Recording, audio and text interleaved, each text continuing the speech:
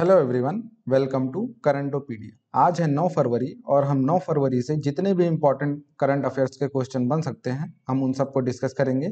इस video lecture की PDF आप हमारे टेलीग्राम चैनल करंटोपीडिया से डाउनलोड कर सकते हैं, जिसका लिंक डिस्क्रिप्शन में दिया गया है, या इस वीडियो के नीचे दिए गए डिस्क्रिप्शन लिंक से भी बड़ी आसानी से पीडीएफ को डाउनलोड कर सकते हैं। तो चलिए शुरू करते हैं। और हमेशा की तरह मैं आपसे पूछूंगा एक क्वेश्चन, और जो आज का क्वेश्चन है वो है, इनमें से कौन सा नेशनल पार्क है जो गोवा में है। गोवा में इनमें से कौन सा नेशनल पार्क है, और ये आपके ऑप्शंस हैं। आपको ये कमेंट सेक्शन में बताना है और इसको कमेंट में जरूर अटेम्प्ट कीजिएगा, इससे आपकी नॉलेज बढ़ेगी और आपको नेशनल पार्क याद हो जाएंगे। आप इसका आंसर करने के लिए गूगल की भी मदद ले सकते हैं, और हमेशा की तरह इसका आंसर मैं बताऊंगा वीडियो के अंत में, तो बने रहिएगा अंत तक। बहुत कुछ आपको सीखने को मिलेगा इस वीडियो से। तो हमारा आज का जो क्वेश्चन है वो है, असम के पहले हेलीपोर्ट का उद्घाटन कहाँ पे किया गया। पहले हेलीपोर्ट, हेलीपोर्ट क्या होता है? जैसे कि एयरपोर्ट होता है वैसे ही हेलीकॉप्टर जहाँ पे लैंड करते हैं उसको बोलते हैं हेलीपोर्ट। तो असम में बनाया जाएगा ये, और इसका उद्घाटन कहाँ पे किया गया है? असम का ये पहला हेलीपोर्ट है और इसका उद्घाटन किया गया है माजुली में। माजुली में। और किसने उद्घाटन किया है? वहाँ के सीएम सर्बानंद सोनोवाल जी ने इसका उद्घाटन किया है। और इस हेलीपोर्ट पे एक साथ 3 हेलीकॉप्टर लैंड कर सकते हैं, और पर्यटन को बढ़ावा देने यानी टूरिज्म को बढ़ावा देने के लिए ऐसा किया गया है। और जो माजुली है, माजुली वो दुनिया का सबसे बड़ा नदी द्वीप है। नदी द्वीप है दुनिया का सबसे बड़ा, माजुली। और ये द्वीप कौन बनाता है? ये बनाता है ब्रह्मपुत्र नदी। ब्रह्मपुत्र नदी ये द्वीप बनाती है। और असम की जो कैपिटल है वो है दिसपुर, और सीएम है सर्बानंद सोनोवाल, गवर्नर हैं जगदीश मुखी। गवर्नर हैं जगदीश मुखी। और अगर हम कुछ और याद करने की कोशिश करें तो जोगी गोपा में अभी हाल ही में देश का पहला मल्टी मॉडल लॉजिस्टिक पार्क बन रहा है। देश का पहला मल्टी मॉडल लॉजिस्टिक पार्क बन रहा है जोगी गोपा में, जो कि है असम में। और जो सबसे बड़ा मल्टी मॉडल लॉजिस्टिक पार्क है वो बन रहा है गुजरात में। सबसे बड़ा multi modal logistic park Gujarat में, और सबसे पहला ये बनना है जोगी गोपा, जो कि है असम में। तो ये आपको याद रखना है। अगला क्वेश्चन है, हाल ही में किस देश ने राष्ट्रवादी समूह प्राउड बॉयज को आतंकवादी समूह घोषित कर दिया? यानी प्राउड बॉयज जो हैं इनको आतंकवादी संगठन घोषित कर दिया है। तो ये किसने किया है? ये किया है कनाडा ने। और कनाडा ऐसा करने वाला पहला देश है। और जो प्राउड बॉयज है ये कहाँ पे एक्टिव है? ये है यूएस में, कनाडा में, और जो यूरोपियन कंट्रीज हैं वहाँ पे ये प्राउड बॉयज एक्टिव हैं काफ़ी। और अगर हम कनाडा के बारे में डिस्कस करें तो ये रही कनाडा की लोकेशन, आप दे सकते हैं। ये रहा हमारा प्यारा भारत, तो आप दे सकते हैं कनाडा यहाँ से कितनी दूरी पे है। और जो कनाडा है उसकी कैपिटल है ओटावा, और जो करेंसी है इसकी ये है कनाडियन डॉलर। Canadian dollar. और जो प्रेसिडेंट है यहाँ के वो हैं जस्टिन ट्रूडो। जस्टिन ट्रूडो यहाँ के प्रेसिडेंट हैं, जो पहले कॉमेडियन थे, अब यहाँ के प्राइम मिनिस्टर हैं। और कनाडा क्षेत्रफल की दृष्टि से दुनिया का सबसे बड़ा देश है। और पहले नंबर पे कौन है? पहले नंबर पे है रशिया, जिसकी कैपिटल है मॉस्को। दूसरे नंबर पे है कनाडा, जिसकी कैपिटल है ओटावा। और तीसरे नंबर पे है चाइना, जिसकी कैपिटल है बीजिंग। और चौथे नंबर पे है अमेरिका। अमेरिका चौथे नंबर पे, जिसकी कैपिटल है वॉशिंगटन डीसी। और पांचवें नंबर पे है ब्राज़ील, जिसकी कैपिटल है ब्रासीलिया। और छठे नंबर पे है ऑस्ट्रेलिया, जिसकी कैपिटल है कैनबेरा। और सातवें नंबर पे हमारा प्यारा भारत, इसकी कैपिटल आप सब जानते हैं न्यू दिल्ली। तो ये है एरिया की दृष्टि से, पहले रशिया, कनाडा, फिर आता है चाइना, फिर आता है यूएसए, और पांचवें नंबर पे है ब्राज़ील, छठे नंबर पे है ऑस्ट्रेलिया, और सातवें नंबर पे आता है हमारा प्यारा भारत। तो ये तो हो गया एरिया की दृष्टि से। और अगर हम जनसंख्या की दृष्टि से अगर हम बात करें तो पहले नंबर पे आता है चाइना, दूसरे नंबर पे आता है इंडिया, तीसरे नंबर पे आता है यूएस, और चौथे नंबर पे आता है इंडोनेशिया। इंडोनेशिया कहाँ पे है मैप में? ये रहा इंडोनेशिया की लोकेशन, जिसकी कैपिटल है जकार्ता। और पांचवें नंबर पे आता है ब्राजील, और छठे नंबर पे आता है पाकिस्तान। ये रहा पाकिस्तान, छोटा सा। तो ये भी आप याद रख सकते हैं इस मैप से। और अगर हम बात करें कि इंडिया में कौन सा स्टेट है जो सबसे बड़ा है एरिया की दृष्टि से, तो ये है राजस्थान पहले नंबर पे। दूसरे नंबर पे आता है मध्य प्रदेश, और तीसरे नंबर पे आता है महाराष्ट्र, और चौथे नंबर पे आता है उत्तर प्रदेश। तो इतना सब आप याद रख सकते हैं इस मैप से। अगला क्वेश्चन है, हाल ही में किस सीएपीएफ बल ने अपनी कमांडो यूनिट में पहली महिला टीम को शामिल किया है? सीएपीएफ क्या होता है? Central arm police force. और पहली बार इसमें महिलाओं को शामिल किया गया है। वो ऐसा करने वाला कौन है? ये है CRPF, central reserve police force. CRPF ने एक यूनिट बनाया है कोबरा, जिसमें पहली बार महिलाओं को शामिल किया जाएगा। तो ये करेगा सीआरपीएफ। और सीआरपीएफ में पहली बार महिलाओं को 1986 में शामिल किया गया था। 1986 में शामिल किया गया था सीआरपीएफ में। और आपको पता होना चाहिए कि हमारे देश में कितने CAPF, central arm police force, कितने हैं? तो ये हैं टोटल 7 सीएपीएफ हैं। जो पहला है एसएसबी, सशस्त्र सीमा बल। दूसरा है सीआईएसएफ,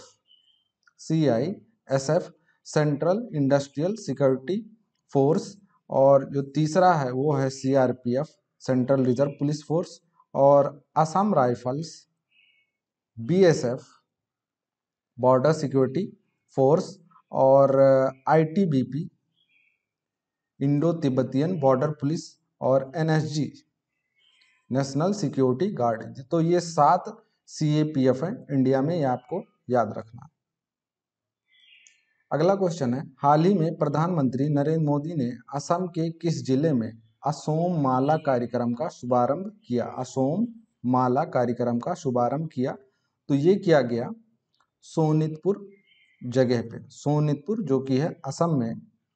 तो ये जो असोम माला उद्घाटन इसका किया, ये किया हमारे प्रधानमंत्री ने। और ये क्यों किया गया है? रोड कनेक्टिविटी, यानी जो सड़क का कनेक्शन है उसको बढ़ाने के लिए इस प्रोजेक्ट को या इस कार्यक्रम को लॉन्च किया गया है। और इसको लॉन्च किया है प्रधानमंत्री नरेंद्र मोदी जी ने असम में। कहाँ पे? सोनितपुर में। सोनितपुर में इसको लॉन्च किया गया है। और अगर हम ऑप्शंस को डिस्कस करें तो अभी मैंने आपको बताया कि हेलीपोर्ट बना है माजुली में, और डिब्रूगढ़ में बना है नॉर्थ ईस्ट का पहला गाय अस्पताल। नॉर्थ ईस्ट का यानी पूर्वोत्तर भारत का पहला गाय अस्पताल बना है डिब्रूगढ़ में। और जोगी गोपा में बना हुआ है देश का पहला मल्टी मॉडल लॉजिस्टिक पार्क। कौन सा देश दुनिया का सबसे बड़ा ऑफशोर विंड फार्म स्थापित करेगा? यानी पवन ऊर्जा को बढ़ावा देने के लिए सबसे बड़ा देश का ऑफशोर विंड फार्म स्थापित करेगा। और ये विश्व का सबसे बड़ा पवन ऊर्जा संयंत्र होगा। तो ये करेगा साउथ कोरिया, साउथ कोरिया। और अगर हम साउथ कोरिया को लोकेशन देखें तो ये रहा साउथ कोरिया, ये रहा कोरिया, और ये है साउथ कोरिया, और ये है नॉर्थ कोरिया, और ये रहा हमारा प्यारा भारत। और साउथ कोरिया की जो कैपिटल है वो है सियोल, और करेंसी है इसकी ओन। और जो साउथ कोरिया के प्रेसिडेंट हैं वो हैं मून जे इन। और अभी हाल ही में एक ब्लूमबर्ग इनोवेशन इंडेक्स आया था, उसमें साउथ कोरिया नंबर 1 पे था, और इंडिया की जो रैंक थी वो थी 50। और इंडिया में नीति आयोग ने जो इनोवेशन इंडेक्स दिया था 2.0, उसमें था कर्नाटका नंबर 1 पे बड़े राज्यों में, और छोटे राज्यों में था दिल्ली नंबर 1 पे। तो ये भी आपको याद रखना है। और साउथ कोरिया ही दुनिया का पहला देश था जिसने 5G नेटवर्क को लॉन्च किया था। 5G नेटवर्क वाला पहला देश था साउथ कोरिया। हाल ही में केंद्र सरकार ने किस राज्य में स्थित श्रीविल्लुपुथूर मेघामलई टाइगर रिजर्व को मंजूरी दी है? यानी अब ये बन जाएगा टाइगर रिजर्व। तो ये मंजूरी मिली है तमिलनाडु के श्रीविल्लुपुथूर मेघामलई टाइगर रिजर्व को, तमिलनाडु में। और जो तमिलनाडु की कैपिटल है वो है चेन्नई। और यहाँ के जो गवर्नर हैं वो हैं बनवारी लाल पुरोहित। और यहाँ पे अभी हाल ही में अम्मा म्यूजियम डिक्लेयर घोषित किया गया है। जो जयललिता पूर्व सीएम थी, उनकी डेथ होने के बाद उनका जो घर था, निवास स्थान, उसको डिक्लेयर कर दिया गया है अम्मा म्यूजियम, जो कि है चेन्नई में। कॉन्ट्रैक्ट फार्मिंग को लागू करने वाला पहला राज्य तमिलनाडु। बाजार कर्ज के मामले में भी पहले नंबर पे था कौन? तमिलनाडु। तो इतना सब आप याद रख सकते हैं। और किस देश की दुनिया में, और एक क्वेश्चन आपको बता दूं कि कौन सा राज्य है भारत में जिसमें सबसे ज्यादा टाइगर रिजर्व है? तो वो है मध्य प्रदेश। और कितने टाइगर रिजर्व है मध्य प्रदेश में, ये आप हमें कमेंट सेक्शन में बताएंगे। यानी सबसे ज्यादा टाइगर रिजर्व है मध्य प्रदेश में। देश की रेलवे दुनिया की पहली प्रदूषण रहित रेल बन जाएगी, तो ये बन जाएगी भारत की रेलवे। इंडियन रेलवे बन जाएगी प्रदूषण रहित दुनिया की सबसे पहली रेलवे। और अभी अभी हाल ही में जो रेलवे मिनिस्टर हैं पीयूष गोयल जी ने, उन्होंने ये कहा है कि 2023 तक हम जितनी भी डीजल से चलने वाली ट्रेनें हैं हम उन सबको हटा देंगे और उनकी जगह पे उनको इलेक्ट्रीफाइड कर देंगे। यानी 2023 के बाद भारत में कोई भी ट्रेन ऐसी नहीं रहेगी जो डीजल से चलेगी। तो ऐसा कहा है पीयूष गोयल जी ने, जो कि हमारे रेलवे मिनिस्टर हैं। और पीयूष गोयल जी वो हैं 44th रेलवे मिनिस्टर इंडिया के। और अगर आपसे पूछा जाता है कि इंडियन रेलवे के पहले रेलवे मिनिस्टर कौन थे, तो उनका नाम था आसिफ अली। और अगर ये पूछा जाता है कि आज़ाद भारत के या स्वतंत्र भारत के पहले रेलवे मिनिस्टर कौन थे, तो वो थे जॉन मथाई। जॉन मथाई। हाल ही में किसने ऑनलाइन बस बुकिंग सेवा शुरू की है? तो ऐसा करने वाला कौन है? ये है IRCTC। Indian railway catering and tourism corporation ने शुरू किया है ऑनलाइन बस बुकिंग की सुविधा। और अभी तक आप IRCTC से ट्रेन की बुकिंग कर सकते थे और फ्लाइट की बुकिंग कर सकते थे, लेकिन अब आप इस वेबसाइट से आप बस की बुकिंग भी कर सकते हैं। और ये सुविधा शुरू हो गई है 29 जनवरी 2021 से। 29 जनवरी 2021 से बस की बुकिंग IRCTC ने शुरू कर दिया। केंद्रीय पर्यावरण मंत्रालय ने किस नदी पर लखवार विद्युत परियोजना के निर्माण को मंजूरी दी है? कौन सी विद्युत परियोजना है? लखवार विद्युत परियोजना। तो ये बनेगी यमुना नदी पे। यमुना नदी पे। और कहाँ पे बनेगा ये? उत्तराखंड में। और इसको जो बना रहे हैं वो टोटल 6 स्टेट मिलके बना रहे हैं। यानी जो इससे फायदा होगा वो टोटल 6 स्टेट को होगा, जिसमें है हरियाणा, यूपी, दिल्ली, राजस्थान, उत्तराखंड तो है ही, और हिमाचल प्रदेश। इन सभी स्टेट्स को इस डैम से फायदा होगा। और डैम है तो एक टेहरी डैम है जो यूपी में है, जो काफ़ी पूछा जाता है। और ये भागीरथी नदी पे है। और टेहरी डैम के पास में ही है टेहरी लेक। टेहरी लेक, तो ये भी आपको याद रखना। शिक्षा मंत्रालय ने समग्र शिक्षा अभियान जो चल रहा है उसके तहत वित्त पोषित आवासीय विद्यालयों और छात्रावासों का नामकरण किसके नाम पे करने की योजना बनाई है या उसका निर्णय लिया है कि जितने भी आवासीय विद्यालय या छात्रावास बनेंगे वो किसके नाम पे रखे जाएंगे? तो ये अब इनका नाम रखा जाएगा सुभाष चंद्र बोस जी के नाम पे। और 23 जनवरी को सुभाष चंद्र बोस जयंती होती है, यानी इनका बर्थडे होता है। और इनका जन्म कहाँ पे हुआ था? कटक में, जो कि है उड़ीसा में। और कटक में ही बना है Netaji Subhash Chandra Bose bus terminal. Netaji Subhash Chandra bus terminal. और हावड़ा एक्सप्रेस को का नाम बदल के कर दिया गया है नेताजी एक्सप्रेस। नेताजी एक्सप्रेस।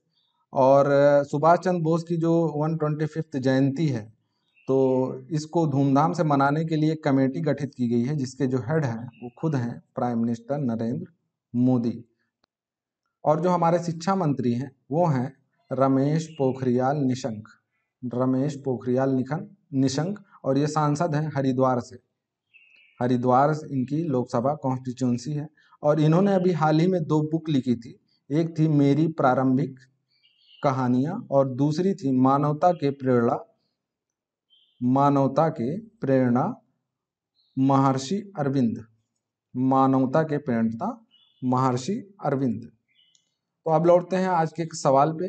तो मैंने आपसे पूछा था इनमें से कौन सा नेशनल पार्क है जो गोवा में है?